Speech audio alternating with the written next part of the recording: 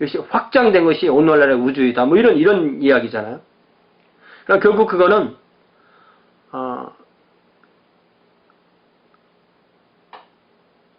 어떻게 오늘날 이 우주가 됐나에 대한 이 생각이죠.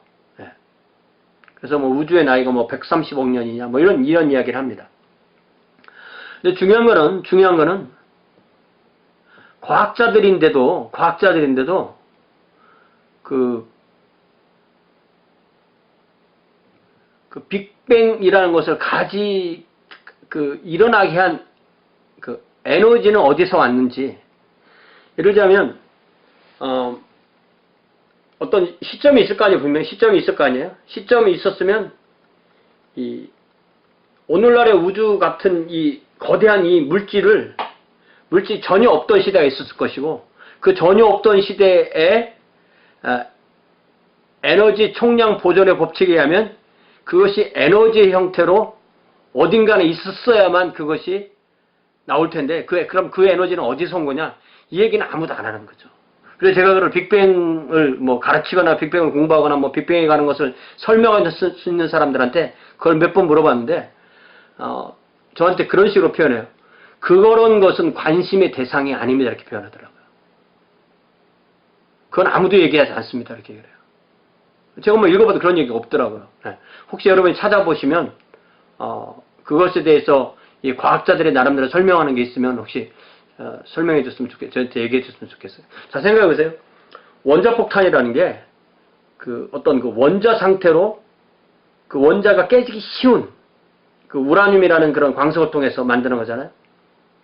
그러면 이게 물질 상태가 이렇게 물질 상태로 응축되어 있던 것이 이게 깨지면서 그 원자가 파괴되는 상황으로 가면 거기에서 엄청난 에너지가 나온다는 거죠. 그 얘기를 거꾸로 하면은 지금 온 우주에 있는 물질을 다 그거를 물질이 아닌 에너지 상태로 돌리면 그 에너지가 얼마나 거대한 에너지가 되겠어요. 물론 뭐 그것도 지난번에 에릭슨이 말한 것처럼 유한한 에너지라고 하면 유한한 에너지지만, 그런 성경이 말하는 것은 그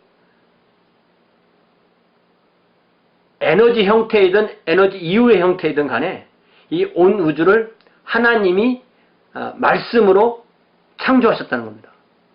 그러니까 그 에너지가 하나님 안에 있었다 그런 표현은 아니지만, 하나님은 아무것도 없는 상태에서 그것을 만들어냈다는 거, 창조하셨다는 거죠. 그것이 소위 창조, 발화라는 단어의 뜻입니다. 하나님이 그래서 지난번에 에릭슨이 그런 얘기도 하는데, 아무리 우주가 위대해도 그것은 유하는 거니까 하나님도 유하다. 그건 동의하지 못하겠어요. 아무것도 못 만든 인간이 그렇게 말하면 되겠습니까?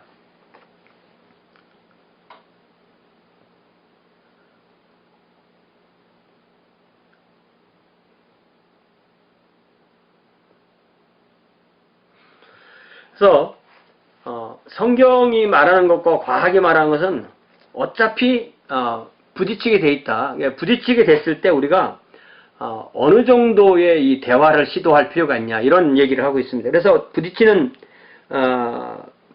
그 하나의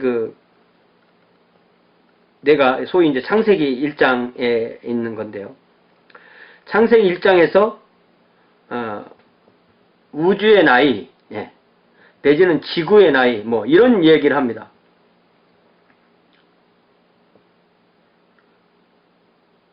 근데 창세기 1장 1절과 2절과 3절을 1장 1절을 어떤 그 전체의 요약으로 태초에 하나님이 천지를 창조했다는 것을 어떤 서론격으로 그걸 받아들이냐, 아니면 최초에 하나님이 하늘과 땅을 만드시고 그 다음에 땅은 공허했다, 물은 있었지만 흑암만 있었다, 아무런 형태가 없었다. 그랬을 때 3절에 하나님이 빛을 만드셨다, 빛이 있으라고 하셨다. 그러니까 맨 처음에 천지를 창조하셨다. 그 다음에 흑암과 물이 있었다. 하나님이 신이 그 물 위를 운행하고 계셨다. 그 다음에 하나님이 빛이 있으라고 하니까 빛이 있었다. 그래서 첫째 날에 지었다. 그래서 1절부터 3절까지를 첫째 날로 볼 거냐, 아니면 1절과 2절을 어떤 창조의 전체적인 요약이나 배경, 요약처럼 해놓고, 1절을 요약을 해놓고 2, 3절부터 첫째 날, 이런 개념이 다릅니다. 근데 저는 점점 더, 1절, 2절, 3절이 합해서 첫째 날로 저는 그렇게 이해가 돼요. 여러분들 어떻게 생각할지 모르겠어요. 자, 그래서, 소위 하나님이 창세기 1장에 보면은 6일 동안 세상을 창조하셨다 할 때 그 요음이라는 단어는 아까 그 하루라는 뜻이잖아요, 하루. 그러면 하루라는 개념은 태양이 있어야만 하루가 되는데, 그러면 태양은 넷째 날에 창조됐는데, 어떻게 그 하루라는 개념이 첫째 날부터 되냐. 그러니까 이것은 이 요음이라는 날은 어떤 상징적인 표현이지, 실제적인 24시간을 의미하는 것은 아니다. 이렇게 생각하는 사람이 있는가 하면은, 17세기 그, 제임스 어셔라는 이 감독에 의해서, 주교에 의해서 성경 날짜를 다 계산해 보니까 창조는 주전 4004년이더라. 그러니까 이 창조란 것은 한 6000년 된 거고, 지구의 나이뿐만 아니라 온 우주의 나이는 6000년이다. 라고 생각하는 사람들이 있다는 거죠. 근데 이게 지올로지라고 말하는 이 지질학이 나오고 보니까 지구의 이 지질의 연대를 잘 이렇게 해보니까 방사선 연대 측정기를 해보니까 이거를 최대한 해보니까 오늘날의 지구의 나이는 한 46억 년쯤 된다. 이렇게 보통 생각을 하는 거죠. 근데 이게 잘 보면요, 지구의 나이거든요. 우주의 나이도 아니에요. 그래서 우리가 우주 그렇게 말하려면은 핵심은 그 해하고 별이잖아요. 해, 별. 그리고 지구는 땅이잖아요. 땅. 천지를 창조했을 때 하샤마임스, 하에레츠 할 때 이 하늘과 땅 할 때 이 하늘에 관한 하늘에 있는 광명이 별이라고 했으니까 그런 것은 사실은 지구의 나이와는 또 다르다고요. 그랬을 때 지구만으로 딸 때 지구의 외관상의 연대와 성경의 자료를 일치시키라는 그런 이 여러 가지 시도가 있는데 그 첫 번째 시도가 바로 간격설이다. 그 간격설이 바로 제가 조금 아까 얘기했던 창세기 1장 1절에 창조하고 그 다음에 한참 시간이 지난 이후에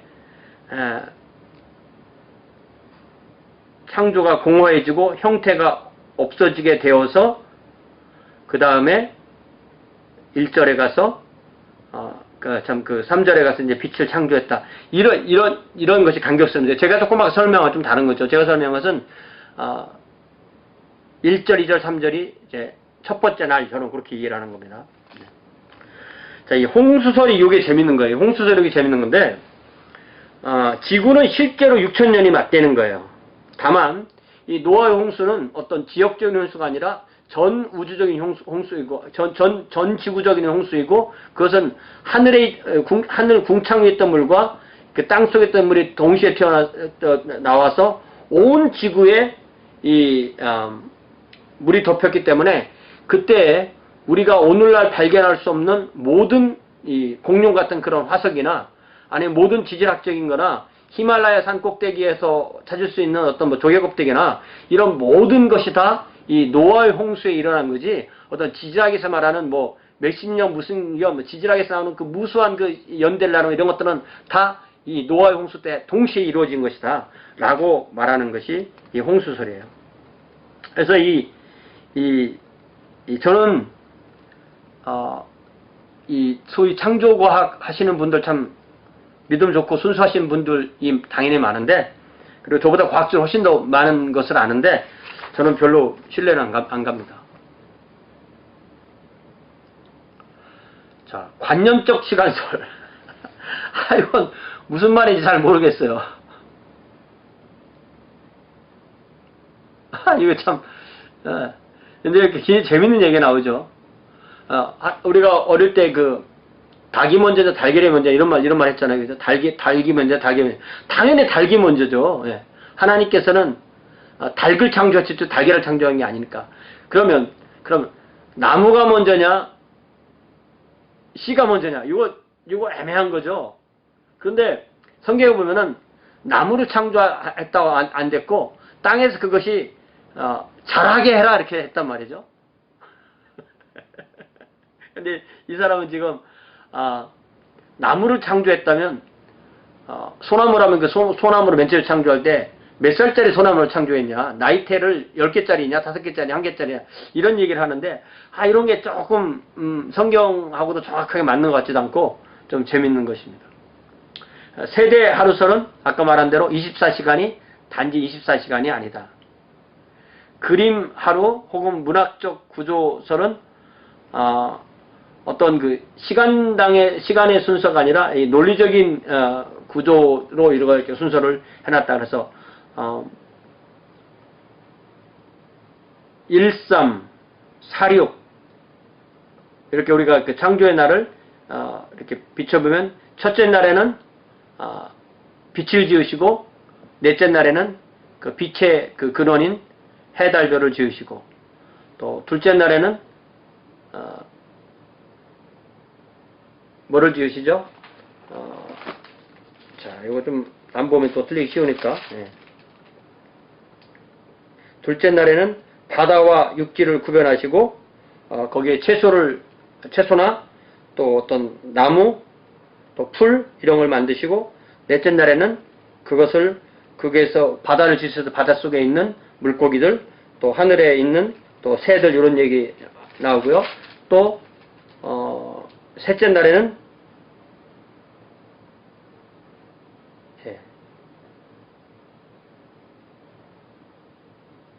자, 다시 봅니다. 둘째 날이 바로 이제 물과 궁창, 셋째 날이 풀과 씨, 그리고 다섯째 날이 그 물고기와 새, 그리고 넷째 날이 셋째 날하고 경되죠. 이걸 또 써놓고 얘기를 하는데 셋째 날에는 풀과 또 나무, 여섯째 날에는 그것을 먹는 그 짐승 또 사람 이런 얘기죠. 예. 그렇기 때문에 이것이 어떤 시간 순으로 된 것이 아니다. 그러면서 그 433페이지에 보면 이 에릭슨이 자기가 제일 좋아하는 것은 뭐냐 하는 것을 밝혀놨어요. 그 세 번째 줄은 현재 내가 가장 만족스럽게 생각하는 견해는 세대 하루설의 변형이다. 세대 하루설의 변형이다. 그러니까 그 하루 이틀 사흘 첫째 날 둘째 날 셋째 날을 단지 24시간으로만 보는 것은 아니다. 그래서 세대 하루설과 이 그림 하루 혹 문학적 구조설을 이렇게 적절히 섞어서 얘기를 하는데 아주 그 흥미로운 설명을 해주죠. 여기 그 하나 둘 셋 네 번째 이 433페이지 네 번째 문단에 보면 세대 하루설은 특별히 우리가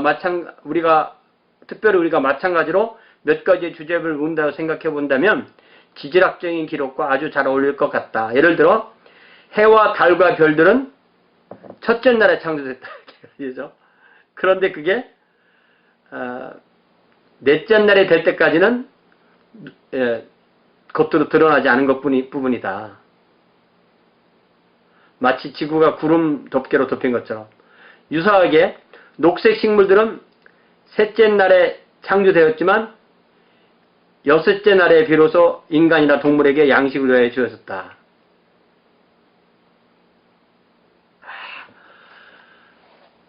이 해달별이 첫째 날 창조됐지만 넷째 날에 이게 가시적으로 됐다. 이거 좀 너무 많이 나간 것 같아요. 저는 이건 받아들일 수가 없습니다.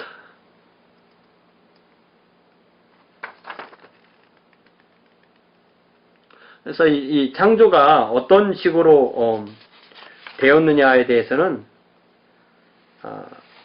여러분들이 좀 읽어보고 여러분 나름대로 가장 좋은 것을 택하든지 아니면 성경이 말하는 데까지만 말하든지 이렇게 하는 게 좋을 것 같아요.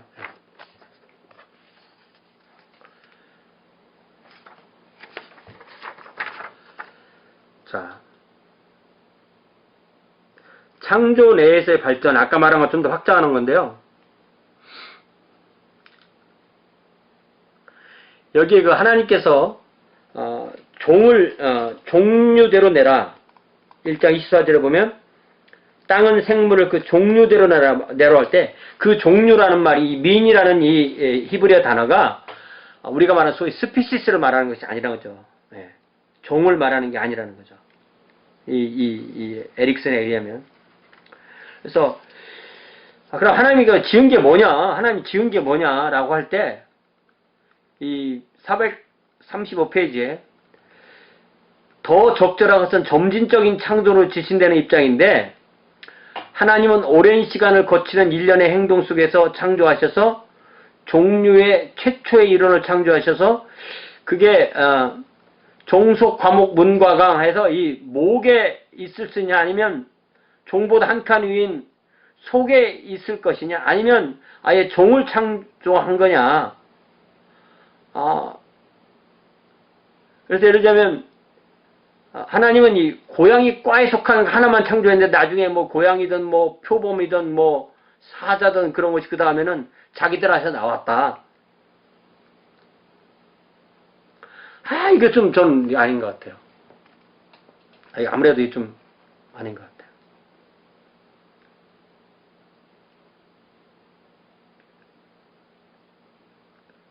거기 이제 결론을 보면 이렇게 말하죠.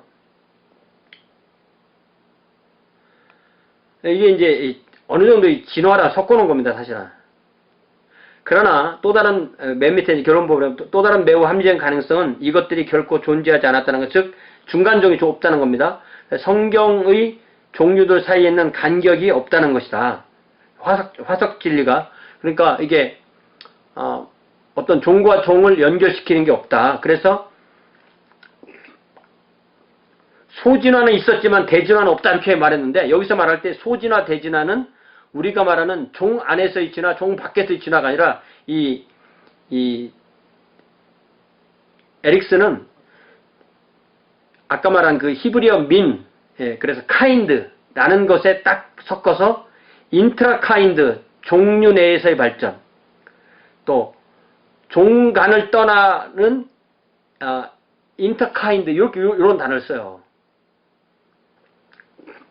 그럼 이 얘기는 뭐냐면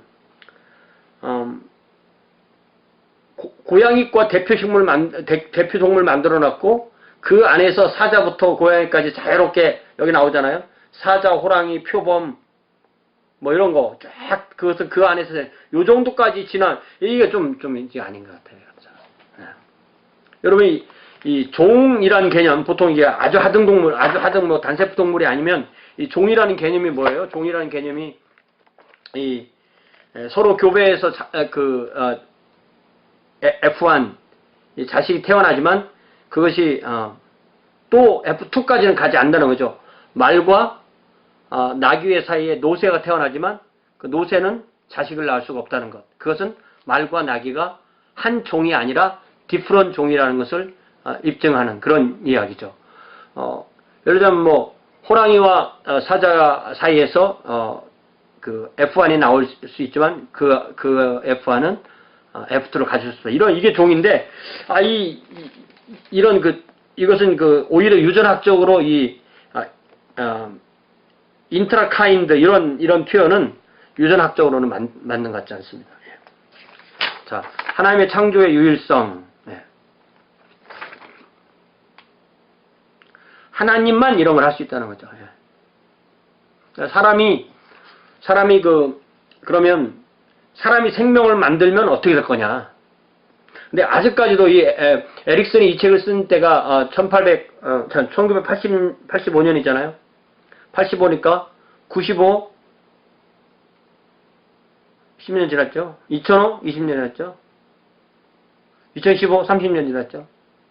과학이 눈부시게 발전하는데도 아직도 명확하게 그 인간 과학자들이 생명체를 만들었다는 그런 증거는 없는 거죠. 네.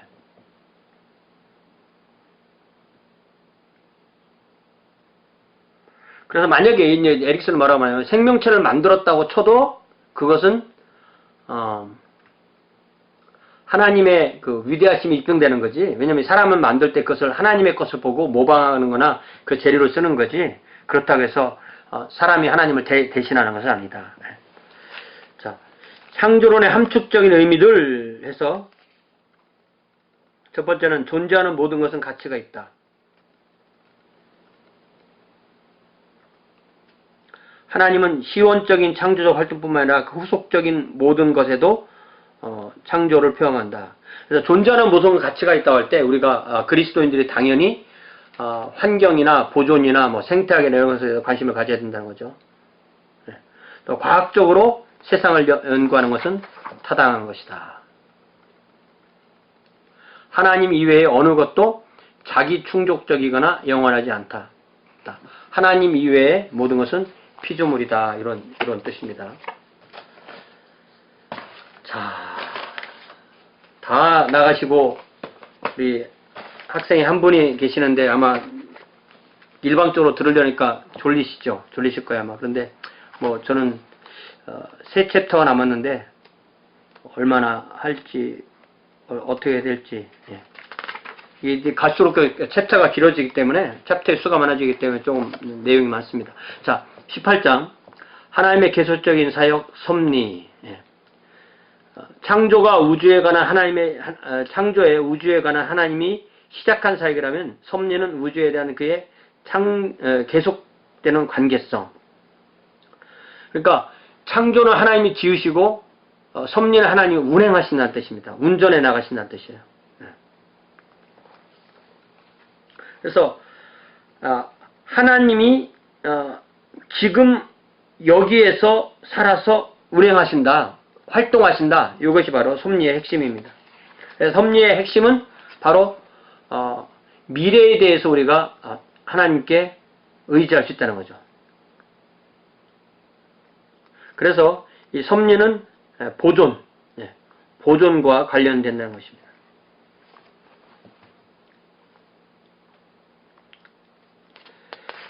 거기 좀 지나가고요.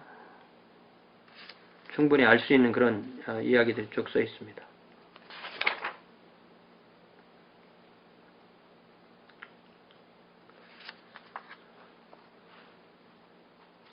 그래서 예를 들자면 455페이지 보면 몇 가지 예를 들었는데요.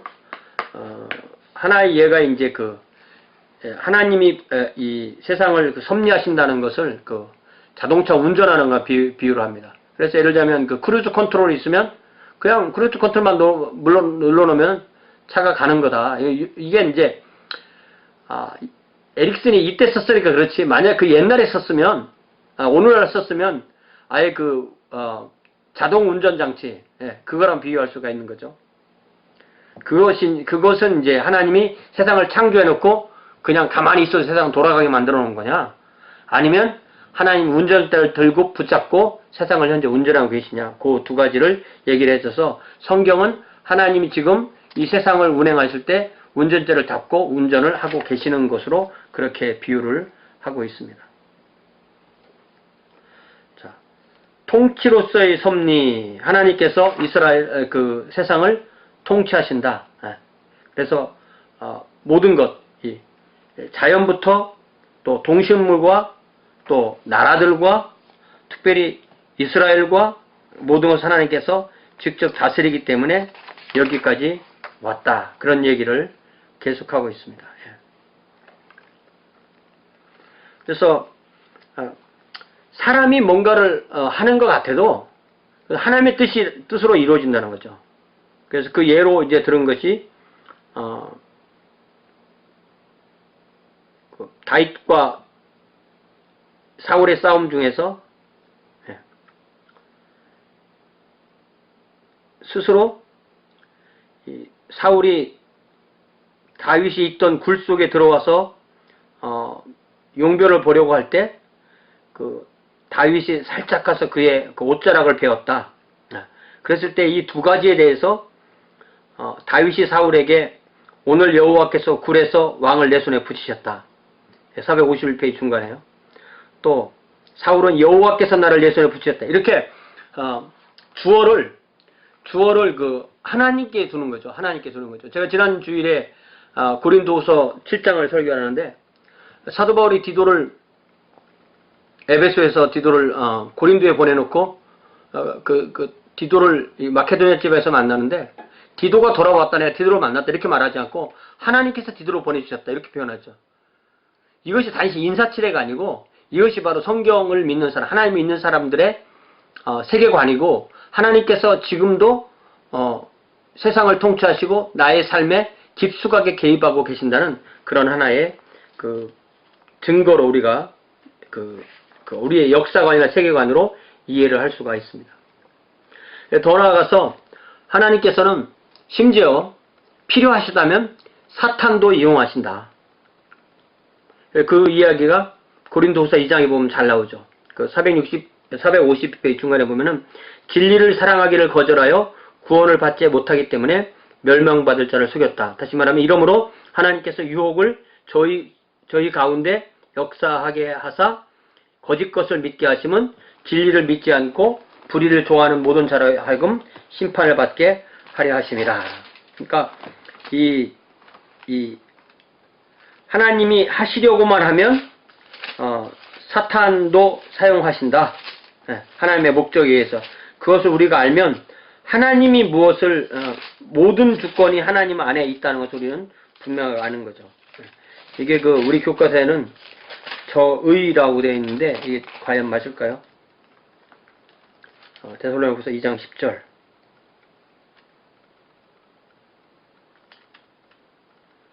진리를 사랑하기를 거절하여 아니죠. 이러므로 하나님이 유혹을 저의 가운데, 그죠? 저의 가운데 역사하게 하사. 단순해, 그죠? 자, 하나님의 통치와 활동과 죄의 관계. 그래서 거기 번역 수정표에 제가 해드렸듯이 죄와 관련됐을 때 하나님의 하시는 행동을 4가지로 구별을 해주고 있습니다. 하나님이 그것을 453배 첫 번째는 금지하거나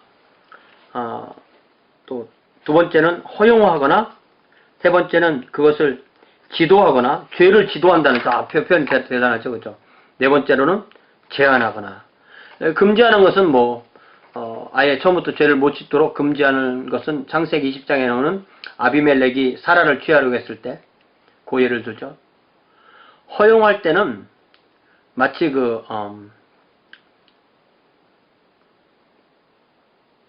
허용하는 것 자체가 심판인 거죠. 시편에 81편에 나오듯이 또 로마서 1장에 나오듯이 시편 81편 보면 거기 허용이라는 것의 맨 밑에 3번이라고 한 거 그 위에 그러므로 내가 그 마음에 강팍한 대로 버려두어 그 임의대로 행케하였도다. 예. 그러니까 사람이 하나님께 죄를 허용하시면 그것이 가장 큰 심판이 되는 것입니다. 그러니까 죄를 지도한다. 이 표현은 예를 들자면 요셉이 팔려가고 요셉을 죽이려고 했지만 요셉을 팔게 되고 요셉이 나중에 애굽의 국무총리가 돼서 형들과 아버지를 다시 모셔와서 이스라엘을 살리게 돼요. 그래서 죄인데 죄를 허용하고 그거를 이용하시는 그런 이야기가 나옵니다. 그래서 이제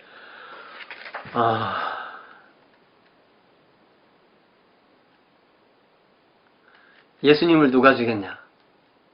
이렇게 말하면 많은 게 답이 될 수가 있네요. 예수님을 누가 죽이냐 그러면 예수님이 십자가 못 박은 사람 죽인 거죠. 로마 군병들을 죽인 거죠.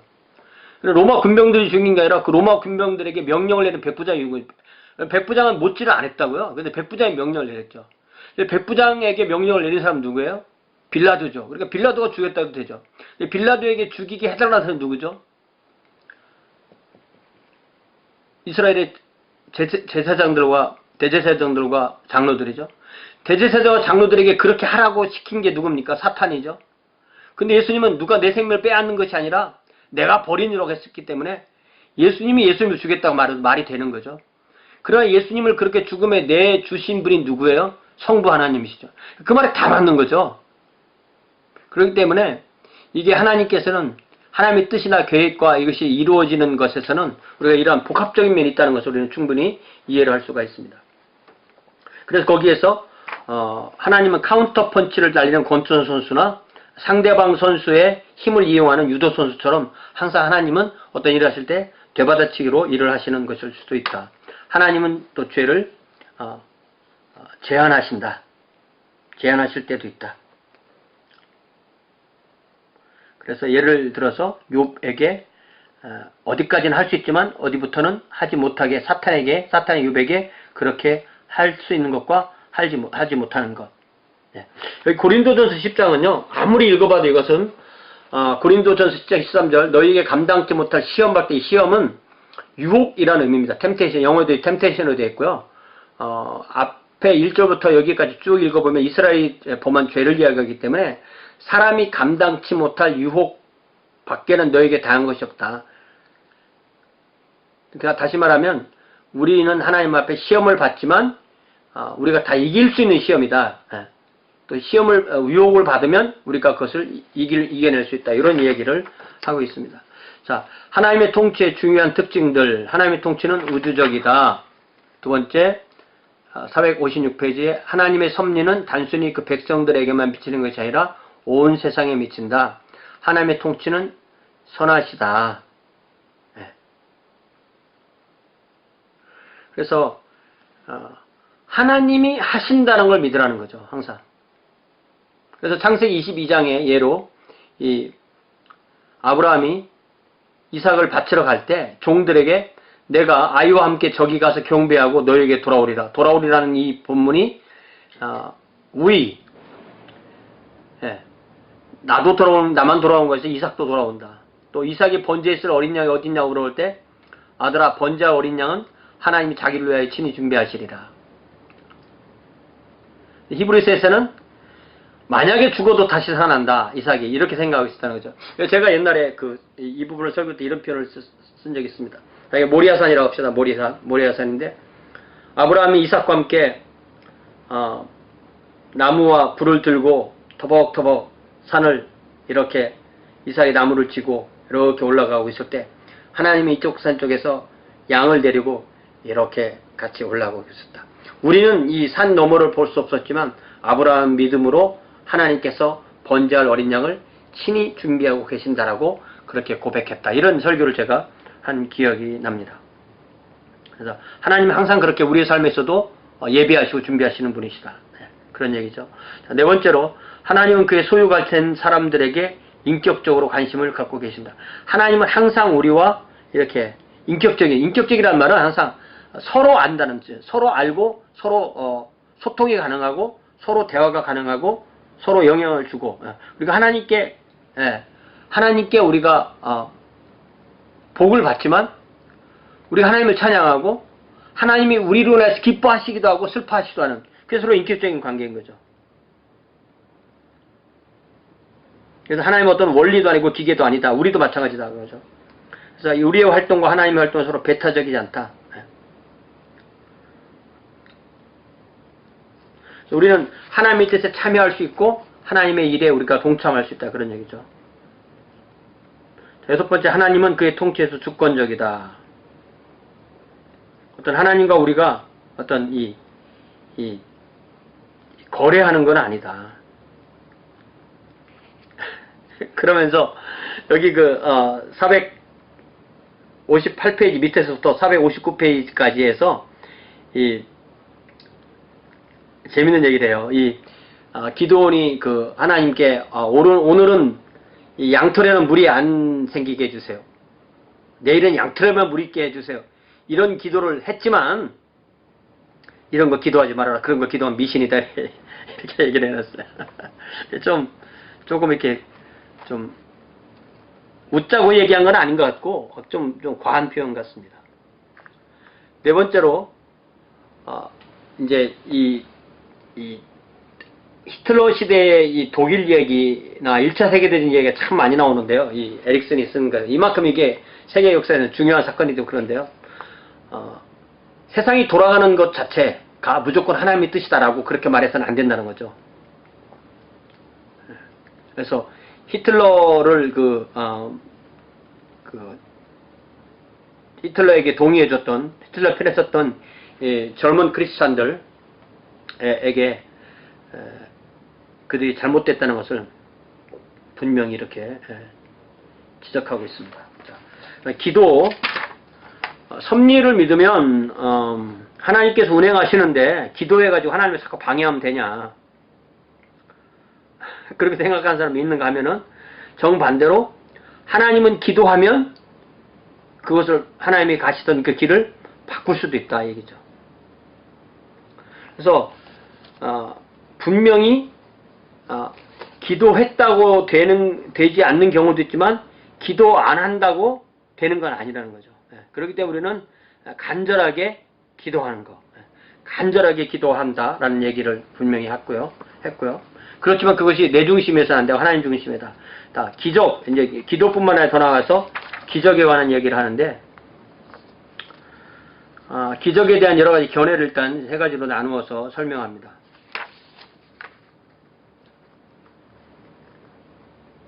기적이라는 것은 그때에도 있고 지금도 있는 거고, 필요하다면 하나님께서 기적을 이루신다. 병고침이나 그런 얘기, 병고침이나 이런 기적을 이루어 주신다. 그랬을 때 사람은 하나님 앞에 영광을 돌리면 된다. 그래서 우리가 요 섭리와 같이 다루어 주고 있는 기도나 기적의 문제 같은 것은 굉장히 우리의 실생활에 관련도 되고 우리의 신앙 고백에서도 매우 중요한 그런 개념입니다.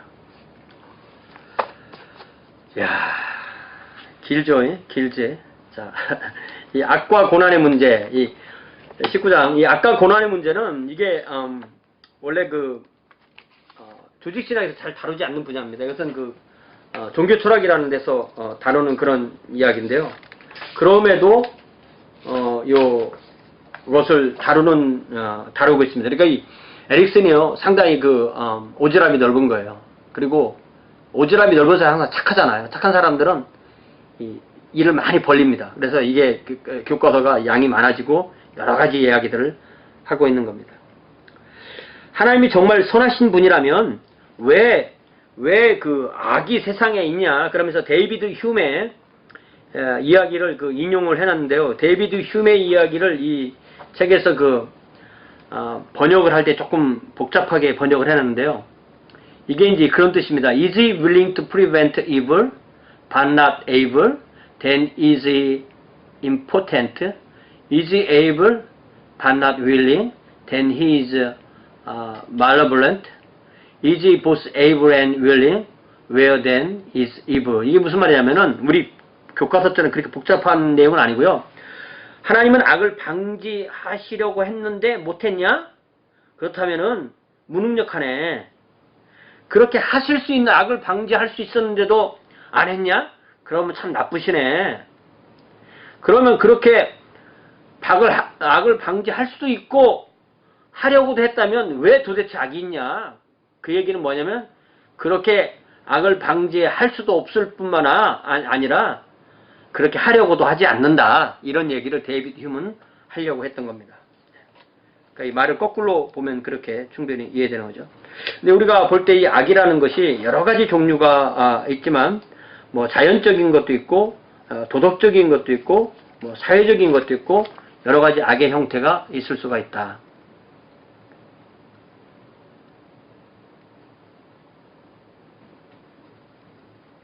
자, 악의 문제에 대한 이거 해결책. 그래서 거기 여러 유형의 해결책들에 보면은 신정론이라는 단어가 나오거든요. 테오디시라는 이 단어는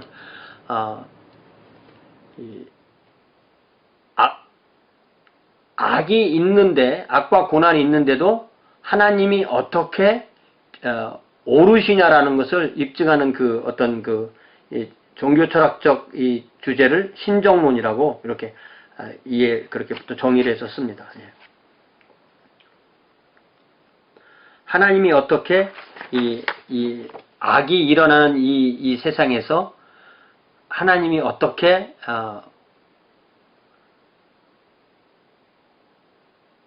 지금 말한 대로 선하시고 그러시냐, 그런 얘기입니다. 조금 있으면 그 얘기 세 가지 얘기가 나오는데요. 자, 첫 번째로 그러면은 하나님이 실제로는 이렇게 무한한 하나님이 아닌 게 아니야? 요 이야기가 바로 이 유활론이라는 이 피니티즘이라는 말로 이렇게 정리를 해놨습니다.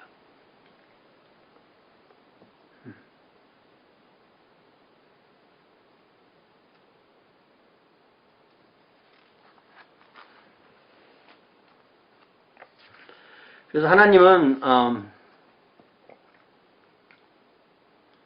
그렇게 우리가 생각한 것만큼 절대적이지 않다. 그런 얘기인 것 같고요. 그걸 쭉 읽어보시면 그런 얘기입니다. 좀 시간이 많이 가니까 좀 넘어가기로 하고요. 두 번째는 하나님의 선하심에 대한 개념의 수정, 이렇게 말해서 하나님은 그렇게 우리가 생각한 것처럼 선한 분이 아니다. 아니, 선한 분이 아니라는 게 아니라 우리가 악이라고 생각하는 것도 알고 보면 하나님의 선이다. 그렇게 말하는 거죠. 이제 골든 H. 클라크라는 사람이 칼뱅주의자인데, 그가 말하기를 나는 만약 어떤 남자가 술에 취해서 그의 가족을 쏘았다면 그가 그렇게 해야 하는 것이 하나님의 뜻이었기 때문에 그렇게 한 거라고 솔직하고 노골적으로 주장하고 싶다. 이런 표현. 그래서 이 악과 고난의 문제는요, 사실은 쉬운 게 아니에요. 예를 들면 교통사고가 났다. 누가 죽었다. 가족이 죽었다. 내가 운전 중에 교통사고가 나서 누가 죽었다. 그럴 때 내가 내 스스로 내가 운전 습관이 잘못돼서 이래, 이렇게 말하는 거는 괜찮아요. 그런데 누가 가서 그건 네가 평소에 잘못 살았기 때문에 그래, 이거 이리 말해주기가 어렵거든요. 그런 건 굉장히 쉬운 문제가 아닙니다. 그래서 이 악과 고난의 문제는 답을 안다고 생각하는 것이 오히려 더 문제가 될 수도 있어요.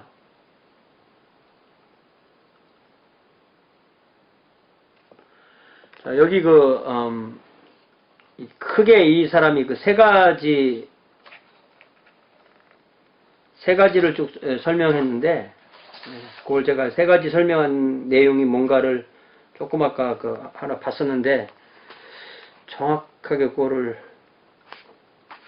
어쨌든 지금 세 번째로 가고 있죠. 맨 앞에, 유활론에 나왔고, 그 다음에 고든 클라크가, 유활론에서는 하나님이 정말 전능한 것이 아니다, 이런 얘기고, 고든 클라크는, 하나님의, 우리가 생각하는 이 악이라는 것도 사실 알고 보면 선에 속하는 거다, 이렇게 얘기한 거고요.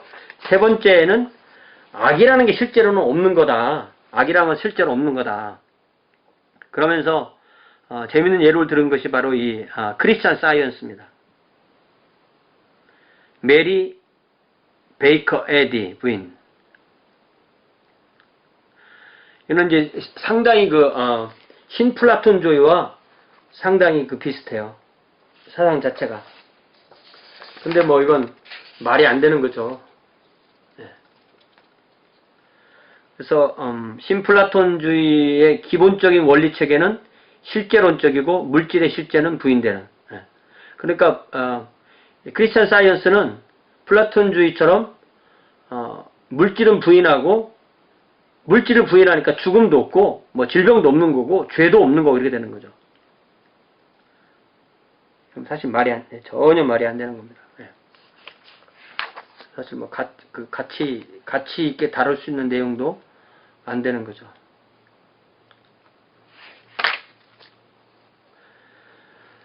자, 악의 문제를 다루기 위한 주제들, 이런 제목으로 나온 것은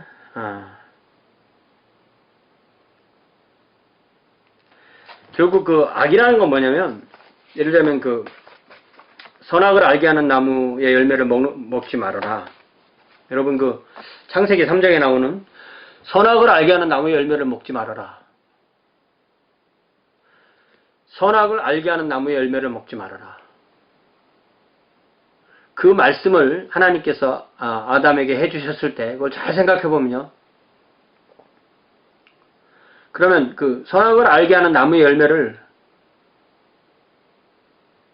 먹기 전에는 무엇이 선이고 무엇이 악인지 몰랐나요? 그렇게 생각하는 사람은 많아요. 그렇지 않습니다. 이미 말씀으로 그것을 먹으면 악이고 먹지 않는 것이 선이라고 아는 거죠. 그리고 그것을 선택할 자유권도 하나님이 사람에게 주신 거예요. 그렇기 때문에 아담이 그것을 먹는 순간에는 내가 지금 악을 선택하고 있다는 것을 알 수가 있는 거죠. 그렇기 때문에 인간 창조의 필연적인 구성물로서 악은 따라오게 돼 있다는 거예요.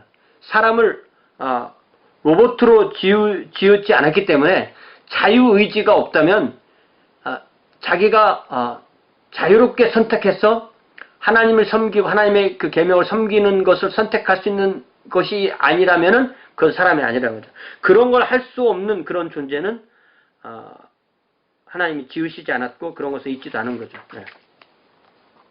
그러니까 사람이 아니라 이제 그 다음 장에서 나오는 천사도 불순종해서 그 악한 영들이 되었는데 사람도 불순종해서 죄인이 됐고 하나님은 그렇게 인격적 존재를 만들 때는 그 인격적 존재가 악을 선택할 수 있는 가능성이 있다는 것을 항상 알고 계셨다는 거죠. 그러니까 하나님이 악을 만든 것은 아니지만 악을 선택할 그 가능성은 하나님께서 분명히 열어두셨다는 거죠. 이거는 이제 굉장히 중요한 개념입니다. 요거까지 우리가 인정하지 않으면 인간은 그냥 로봇이죠. 네. 자, 선과 악을 구성하는 일에 대한 재평가.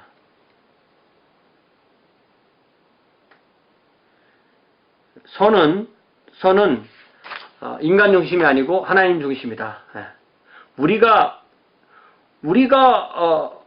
원하는 대로 된 게 선이고 우리가 원하지 않는 대로 되면 악이다, 이게 아니라는 거죠. 네. 내가 기도하지만 하나님이 안 들어주셔. 왜 안 들어주셔? 너 그거 받으면 안 되니까 정욕으로 쓰려고 잘못 구한다. 그 표현과 비슷한 거죠. 두 번째, 시간이나 지속의 차원. 당장은 어려움인 것 같지만 장기적으로 볼 때는 그것은 아니라는 거죠. 또 어떤 하나님께서 우리 집에는 비가 오게 하고 남의 집에는 비가 안 오게 하고 이렇게 해서 하나님이 차별하시지 않는다는 거, 그것도 우리가 요 부분에서 얘기를 하고 있고요. 자, 486페이지에서 일반적인 죄의 결과로서의 일반적인 악 에서 굉장히 재밌는 얘기를 여러분이 교과서를 읽어봤는지 모르지만 486페이지 그 밑에 보면 이런 말이 나옵니다. 마지막 문단에 이렇게 자연적인 악을 인류의 죄의 탓으로 돌리는 것과 관련하여 제기되는 한 가지 문제는 지질학적인 기록에 따르면 인간의 출현 이전에 지구상에 존재했던 것으로 보이는 그런 악. 이게 처음에 읽을 때 무슨 말인가 했어요. 예를 들면 지진 같은 걸 얘기하는 거예요. 지진이라는 것은 지구를 지었을 때 지진이 있었다는 얘기예요. 인간이 없었을 때도. 그렇다면은 그건 인간이 죄를 안 짓는데 지구 자체가 왜 지진 활동을 하느냐.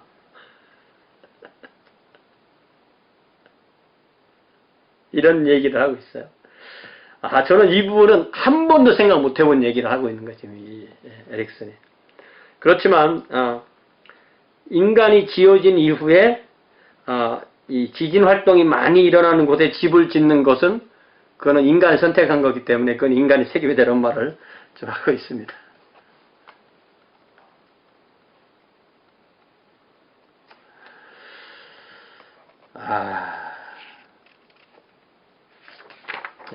어쩌니 악의 문제는 반드시 사람의 그 선택의 문제가 반드시 중요한 것으로 가게 되어 있습니다.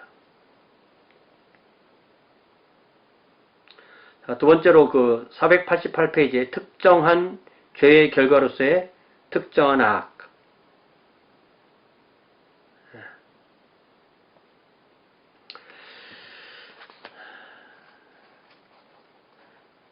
결국 악이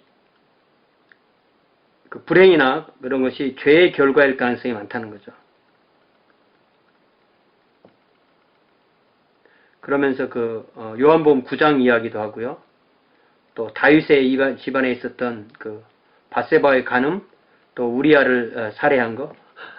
근데 우리가요 쉽게 우리 아를 우리 야라고 보통 해요. 잘 보면 우리 야라고 써놨습니다.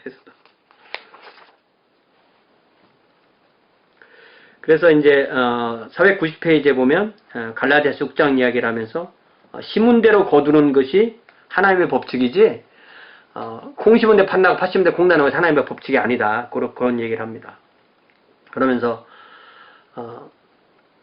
아깝지만 사실은 자기가 자취한 것이 많을 수 있다는 거죠.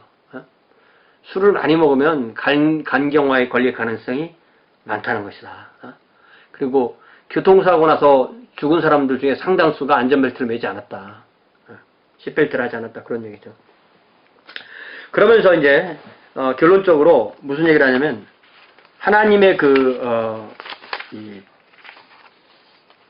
하나님께서 독생자를 십자가에 죽게 하심으로써 죄와 죄의 결과인 악을 하나님이 희생하심으로써 해결했다. 그것이 기독교 교리의 독특한 공헌이다. 유일한 공헌이라는 건 좀 아닌 것 같아요. 독특한 공헌이다. 그 얘기를 하고 있고요.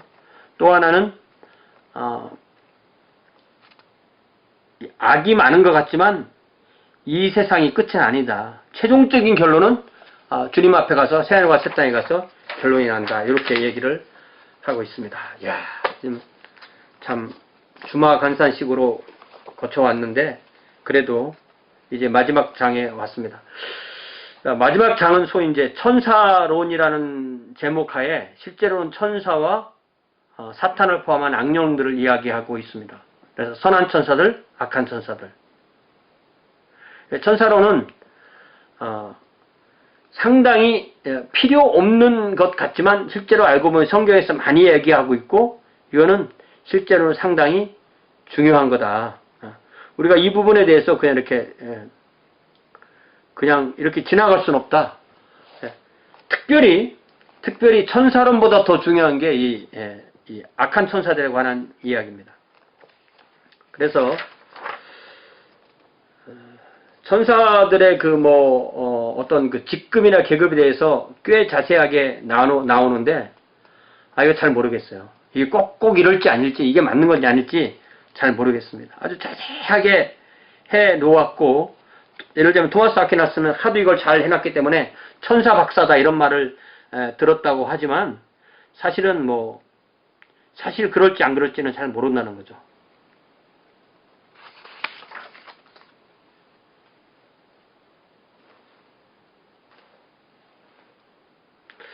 그러면서 이제 그 불투만 이야기, 비신화 이야기를 하면서 오늘날 무슨 천사 얘기냐 라면서 496페이지에 보면은 두 번째 문단 끝날 때 기독교 교리의 첫 번째 분야들 중에서 일반적으로 비신화되어야 하는 것은 천사들과 지옥에 대한 믿음이다. 이런 표현은 이게 에릭슨이 이렇게 믿는다는 게 아니라 이 불투만의 이론을 총정리해서 이렇게 말해주는 거예요. 그러니까 그런 걸 우리가 읽을 때 좀 혼란을 당하지 않으면 좋겠어요. 자, 천사들. 천사들이라는 말은 사자다, 안겔로스. 헬라어에서는 구약에서는 말라크고 신약에서는 안겔로스다. 그 얘기를 해주고 있고.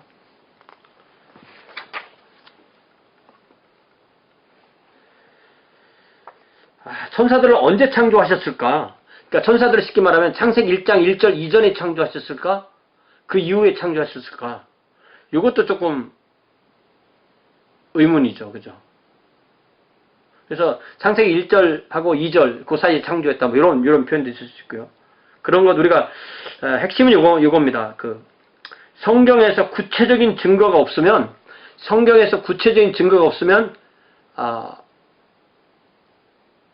질문 자체를 가질 수는 있지만 모른다고 말하는 게 맞고요. 아니면 그냥 모른다고 말하고 두 번째는 그냥 상상해서 이론을 만들지 않는 거. 그것이 중요한 것 같아요.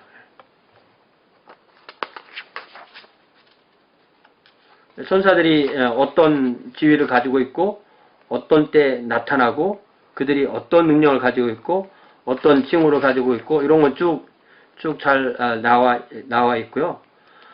하나 이제 우리가 좀 이 에릭슨이 잘 지적해 준 것이 이 창세기 6장에 나오는 하나님의 아들과 사람의 딸들, 요것은 어떤 그 천사들과 사람들과 관계를 말하는 것이 아니다. 천사들과 사람들 사이에서 무슨 뭐가 아기를 낳았다 그런 뜻은 전혀 아니다. 그거고요. 여호와의 사자가 단수로 나올 때는 하나님의 현현, 성부 하나님의 현현을 의미하는 것이다. 그 얘기하고 있고요. 천사의 활동에 대해서 하나 관심 있게 얘기하는 것이 그 소위 수호천사. 수호천사가 이게 꼭 이게 있어야 될 개념이냐.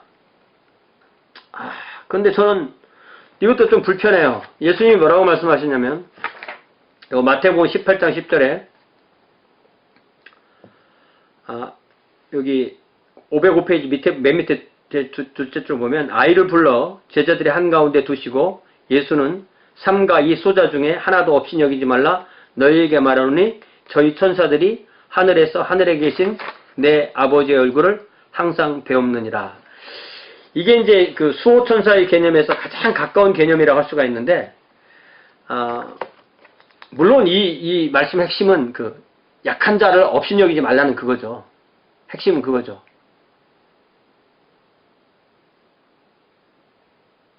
그러니까 뭐 저도 교회에서 목회하는 사람인데, 교회에 발을 들여놓은 사람 중에서 내가 좀 무시해도 될 듯한 사람이 없다는 거죠. 우리 주님께서 친히 말씀하시는 이 소자 중에 하나도 없이 여길 수 있는 대상은 아무도 없다는 거죠. 그 이유를 뭐라고 하잖아요. 그의 천사가 하나님께 가서 고자지 않다는 그런 뜻입니다. 이게 사실은 저는 이 수호천사의 개념은